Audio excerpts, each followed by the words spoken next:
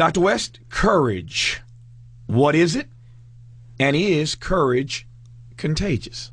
Courage is the great enabling virtue that allows one to realize other virtues like love and hope and faith.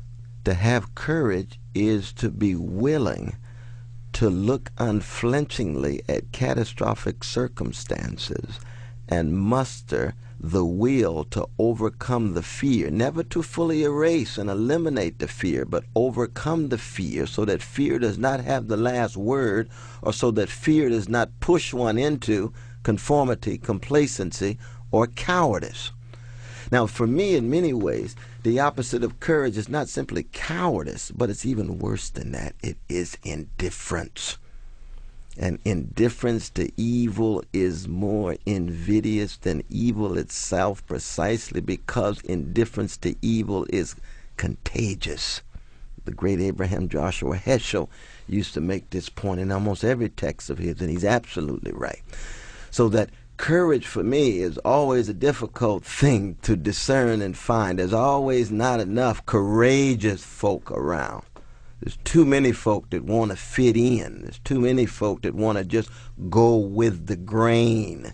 There's too many folk who want to simply opt for the seductions and temptations to become drunk with the wine of the world and intoxicated with the felicities of bourgeois existence.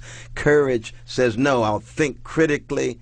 I will love across the board, across race, across gender, across sexual orientation, across national boundary, and I will hope. I will never allow despair to have the last word, but I will recognize that he or she who has never despaired has never lived, but never allow that despair to have the last word. Courage to think critically, courage to love, courage to hope. That, for me, sits at the very center of what the Socratic vocation and prophetic witness are all about. In Hope on a Tightrope, Doc, you write that one of the most courageous moments of American culture actually occurred in August of 1955. Yeah, my dear brother, that's when the precious Emmett Till was murdered by cowardly American terrorists, was killed by conformist white supremacists.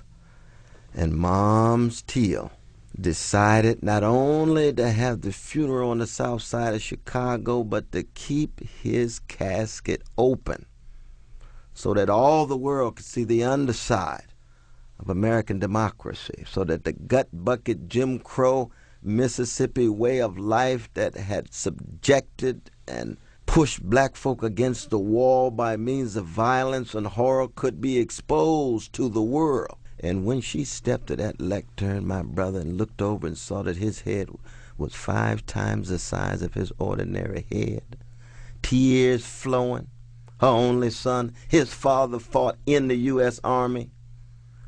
She looked out on the world and said, I don't have a minute to hate, and I'll pursue justice for the rest of my life. This was a moment of spiritual maturity. This was a moment of moral wisdom. This was a moral of courage that represented the best, not only of black people, not only of America, it represented the best of the human spirit. And it's precisely that courage to think critically, that courage to love, that courage to hope in the face of catastrophic circumstances like the death of her only precious son, that constitute a part of a larger tradition of black people that says we are terrorized, but we refuse to engage in counterterrorism. That we are dehumanized, but we refuse to dehumanize those who dehumanize us. We are being pushed to the gutter, but we refuse to stay in the moral gutter of the folk who are trying to keep us there. We take a higher ground. That's Martin King. That's John Coltrane. That's Ray Charles. That's Stevie Wonder.